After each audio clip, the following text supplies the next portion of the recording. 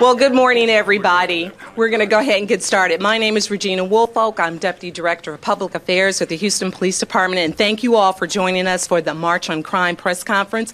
Before we get to the special proclamation and the Chief's remarks, we'd like to recognize many of our supporters that are with us today. We have several City Council members with us, Councilmember Brenda Stardig, District A and Public Safety Chair. We also have from Councilmember Larry Green, District K's office, Representative Barbara Height, several at-large council members, Mike Knox, and at-large council member Michael Kubash. We'd also like to acknowledge Positive Interaction Program members, also known as PIP and DRT coordinators, who address and help to resolve quality of life issues in the community. HPD's volunteer group, the Citizens on Patrol, Police and Clergy Alliance, and Houston Citizens Police Academy alumni. These groups partner with HPD in crime prevention initiatives. Additionally, we'd like to thank all of our HPD command and support staff for their efforts to combat crime and assist victims of crime. We'd also like to acknowledge the media for your efforts to keep the community informed about public safety issues. And lastly, we'd like to promote HPD's partnership with Nextdoor.com, the social media network that enhances neighbor-to-neighbor communications. All HPD patrol stations have administrators that post PIP meetings, emergency notifications, community events, and crime prevention and safety information. And now it is my honor and pleasure to introduce one of the greatest champions for public safety in our city, Mayor Sylvester Turner. Thank you, and it's good, of course, to be with Chief Acevedo and the command staff and all of men and women in blue. And look, March on Crime, Lucha contra el Crimen began in 1984 when leaders in the African-American communities came together and partnered with the Houston Police Department to fight rising crime rates. The program was so successful that 2 years later, it expanded into the Latino communities, and then in 1991 became a citywide program. The program is built upon the premise that no one group can do it alone, and that's a very true statement. Neighbors need to help neighbors. Communities need to work with HPD, and in turn, HPD needs to work with those in our community. Everyone needs to take responsibility for helping to keep this city safe. Quite frankly, that is our number one priority. This year, the department will focus on 4 specific efforts. 1, ensuring bond decisions for repeat violent offenders are made using the best information available.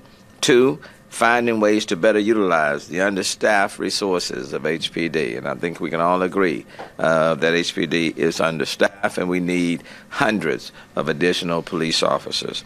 3, focusing on preventing violent crimes. And 4, getting persons with low-level, non-violent offenses the help and treatment that they need. Officers throughout HPD will identify crime reduction and education initiatives and meet with citizens, communities, and businesses to better educate them on how they can address these issues. Now let me take this opportunity to present this proclamation, and I'm not going to read it in full. But what I will say is that the City of Houston commends the March on Crime, the Lucha contra el Crimen, for its tireless work throughout local communities to inform citizens about crime prevention and its efforts to reduce criminal activity. And therefore I, Sylvester Turner, Mayor of the City of Houston, hereby proclaim March 2018 as the March on Crime, the Lucha contra el Crimen month in Houston, Texas. Let's do all we can to make this city safer tomorrow than what it is today. And Chief, let me present this to you on behalf of everyone. Thank you, Mayor. Thank you, sir. Can we get a picture up there? If all the council members can come and get close, I'll... Should we come out here away from the podium? Sorry. Excuse me. Take a bullet or Johnny. What you doing? Your top beat up. That was a hard elbow. We got it. We're right. Look back. Oh.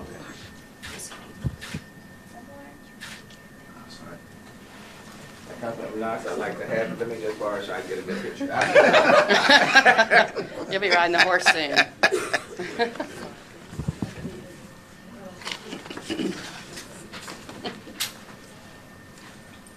Oh, yeah. Thank you very much, Mayor and council members. Thank you so much for being the great leader that you are, and your council colleagues for being so supportive of our police department. We're just so excited to work in a city where public safety is not just a slogan, it's not a campaign slogan. It's something that you all work so diligently to help us help the people that we all serve collectively. This year, like the mayor said, and council member, welcome. Thanks for being here. We are going to focus on certain areas. You know, last year the good news was that we were able to reduce a lot of the violent crimes for two reasons. One, we have a great organization we call the Houston Police Department, comprised of 5,170 sworn men and women and about 1,200 support personnel that are committed to the safety of this great community. And secondly, we serve a community where neighbor stands up for neighbor, and people trust their police department. We all come together to leverage this relationship between police and the community to keep Houston safe. And last year, as you all know, we reduced murders. The one crime, the only crime that a victim cannot come back from is homicide. And we were able to reduce homicides last year by 11%. 32 fewer murders in our city, which is something we all take great pride in, Mayor, and I think that that's as a result of the support that we get from our mayor and council. And so far this year, just so everyone knows, because I know that's going to come up, we are, as of today, down 16%. Now, remember, that's a fluid number. It goes up and down, but it's not about percentages. It's about really lives and families and trying to reduce crime. So one of the things that we've been talking about with the DA's office and with the leadership of Kim Ogg and her team is obviously bond. We know that the city and the county has, in terms of low-level bonds for low-level misdemeanors, there's an issue with that, and we believe that bond needs to be done and bond decisions need to be made based on the threat someone poses and not necessarily on whether or not somebody can pay or not, especially for lower misdemeanors where we hope to get those people out. So we're going to continue to work on bond issues for violent offenders that too often the bonds are so low that they're getting out and actually making a lot of, creating a lot more havoc in our community, including factors like gang membership, involvement in firearms, whether or not they were armed, what kind of crime was being committed. Again, we want to be a risk-based decision, and I'm glad and proud of the fact that the DA's office is working with us on that issue. As a matter of fact, we're meeting with the DA and her team later on this morning. I want to thank Mayor Turner and the council members for their continued discussion of the fact that we are one of the leaner police departments in the country. If you think about the size of this police department, serving a city of 640 square miles with only 5,170 sworn police officers that wear a badge and a gun, compared that to the city of Los Angeles with 450 square miles with about 10,000 police officers, Chicago 248 square miles with 13,000 police officers. I'm really grateful, Mayor, that you all have pledged to try to keep working with our community to figure out how we can pay to add an additional 100 positions, sworn positions for the next 5 years. And I want to thank Joe Gamaldi and the HPOU for joining with you in that effort. And I'm hopeful to continue that conversation with our community. One of the things that we find when we talk to the community is that no one really realizes just how lean this police department is. No one really realizes that this mayor and council really inherited a set of circumstances that are, whether it's pension or the constant shortfall in the budget, they inherited that, and hopefully this year we can deal with that issues. We're going to be working diligently to deal with preventing violent crimes, which includes homicide, domestic violence, aggravated assault, sexual assaults, gang violence, and gun violence. We are going to continue to be, as a police department, to be very much data-driven and intelligence-led. We now have our homicide detectives working no weekends off for them. They now work, either take Friday or Saturday off or Sunday or Monday. Rather than sending 2 detectives to homicides, now we're sending 4 detectives and a sergeant to homicides. Because anybody watches, the first 48, we know that the first 48 hours are kind of like trauma. For medicine, it's our 48 hours for violent crime. It's important to hit the ground running, and because of the changes we've made in the way that we're deploying our resources, we believe we're going to be able to further aggregate the ability of people to get away with murder.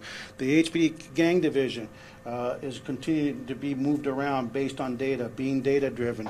Our TAC units that we just have been talking to, they're now going to be working a lot of nights. Every morning when I wake up and when the mayor wakes up and the council members wake up, we get our summaries of what's happened overnight, and way too many shootings are happening overnight, and that's why we're moving resources to nights.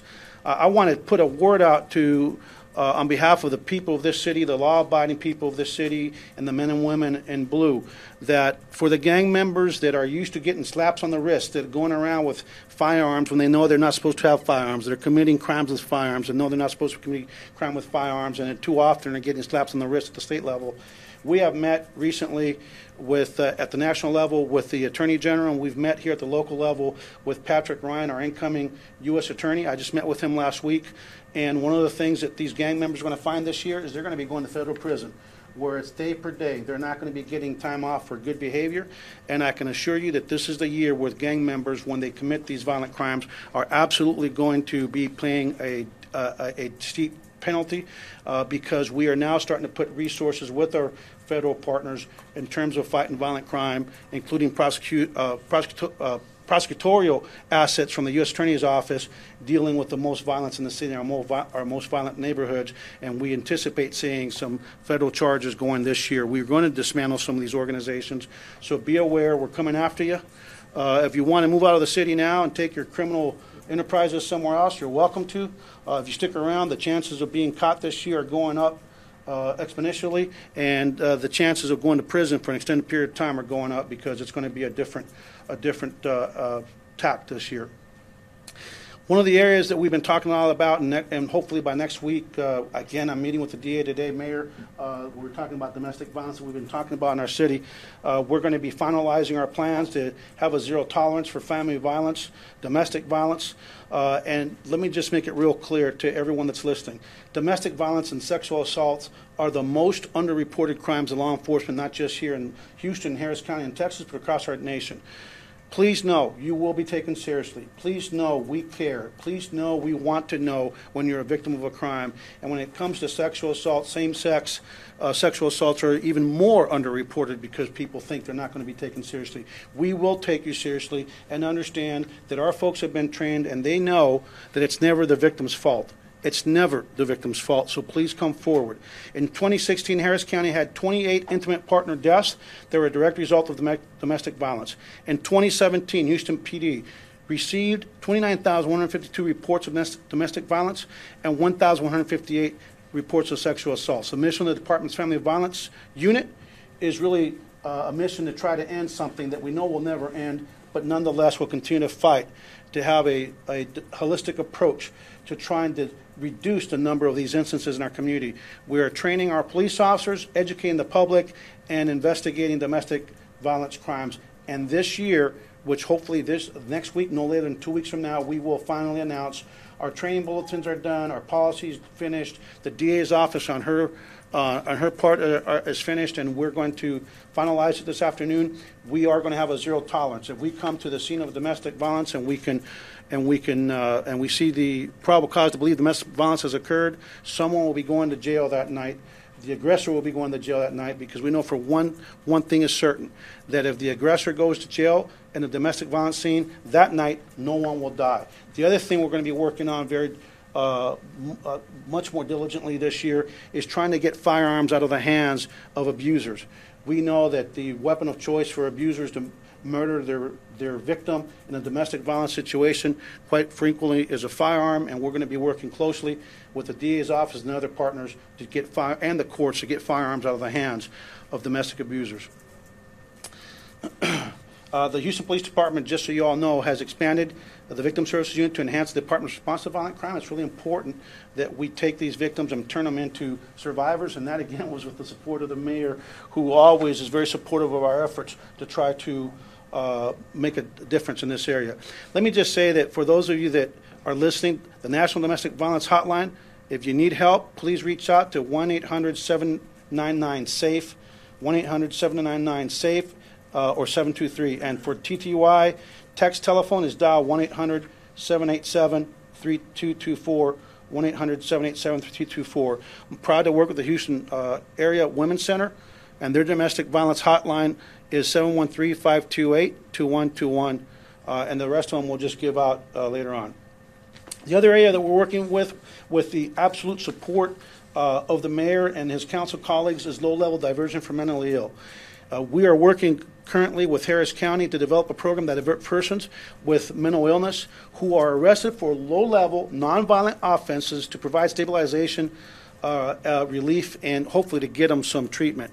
It's going to be kind of like the sobering center concept, where instead of taking them to jail, where quite frankly the number one facility for people with mental illness in too many communities is the county jail. We are looking at for a facility this year with the support of the mayor and the council, and hopefully and with the DA and the county, and hopefully this year we'll be able to use that concept to try to intervene. And I'll give you one example. We arrested the same transient 50 times for trespassing. And with the low-level misdemeanor case going, they go in one door, they go out the other. And what we're hoping to do is divert those individuals to a facility where we can get them on the right track, and hopefully on the path to mental stability, emotional stability, and hopefully mental health. And so that's a big thing we're doing this year, and we're looking forward to getting some results. And so that's a pretty high level.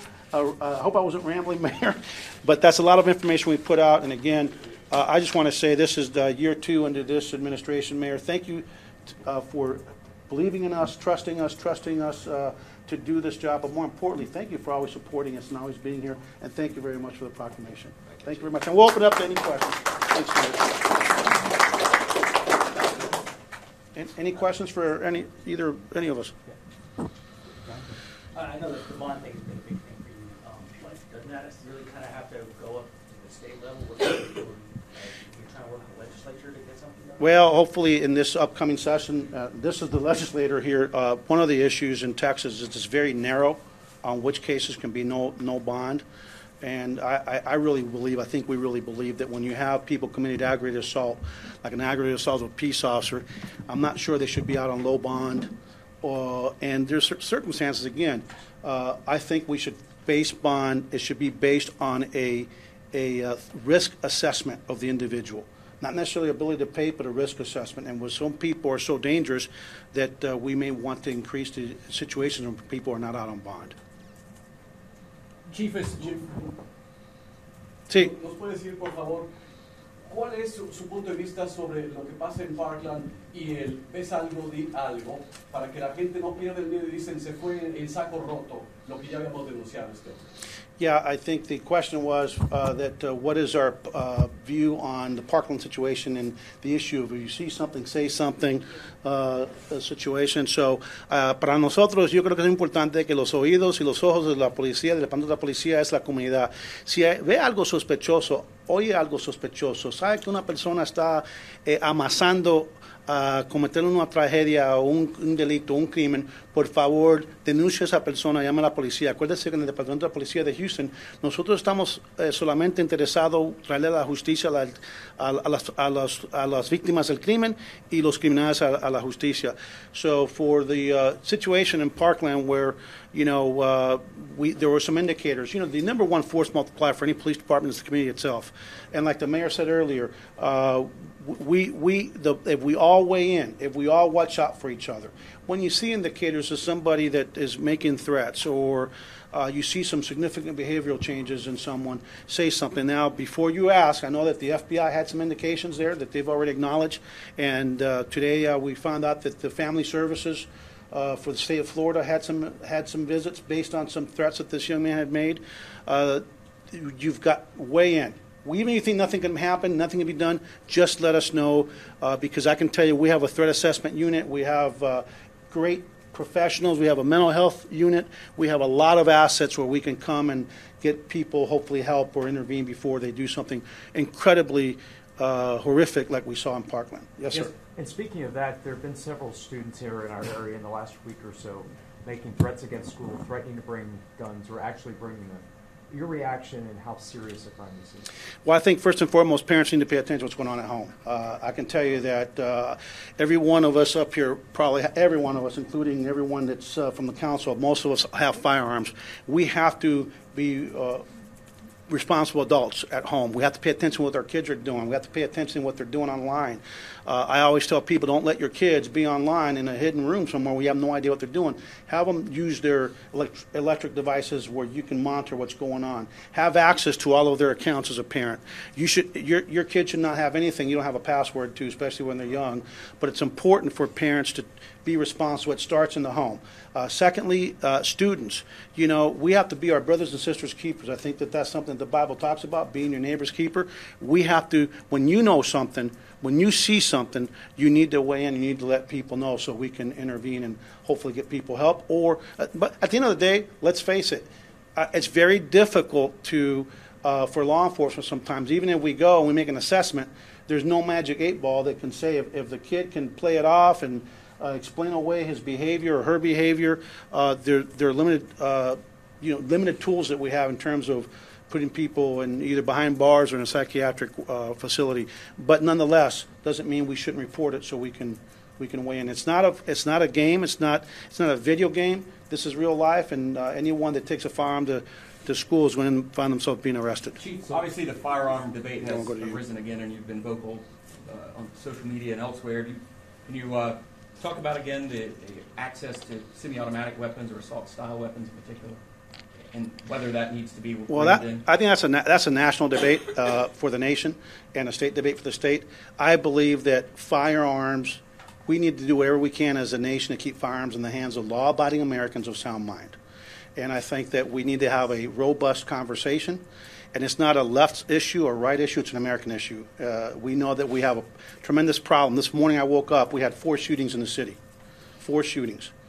And that's what I wake up to every morning. I always pray, make sure that nobody's been killed. So we need to have that conversation, but I think it needs to be at the national level. And I'm hopeful that law enforcement has been weighing in on a lot of issues over the years. I'm hopeful that at some point we will take pragmatic steps that NRA members, conservatives, liberals, progressives, moderates, independents all agree on, which is universal background checks, take on straw purchasers, and things of that nature. There's some pragmatic things that can be done, not to eliminate, but to make it tougher. Yes, ma'am. Chief, talk about a little bit of highlighting how parents can talk to their kids. It starts at home, I believe, and if they are a student that has not been affected, how do you talk to them that this could possibly happen? And if they are a student where they were affected, kind of give them some tips. Well, I think first and foremost, we need to talk to our kids about safety. I put out a video, I tweeted out a video that the Houston Police Department put together many years back. It's called On Active Shooter, hide, run, and fight, right? I think it's the 3 acronyms. We need to talk to our kids. Sadly, I actually went and saw Black Panther yesterday with my son and my wife, and I explained to them that you always need to be aware that these things can happen in this society. So you need to talk to them what to do, what not to do. If you hear gunfire, don't run towards the gunfire. If you hear something that sounds like gunfire, assume it's gunfire and run in the opposite direction. If you have an ability to get out and run. If you're going to hide, position yourself in a way where the person comes in, you can fight for your life. If you die, you die fighting. And so you have to have those conversations. Yesterday, I asked my little boy, do you know why Dad always sits in the aisle seat? And we had that conversation. By the way, Black Panther is a phenomenal movie. Go see it. It had me laughing. It was really, really good.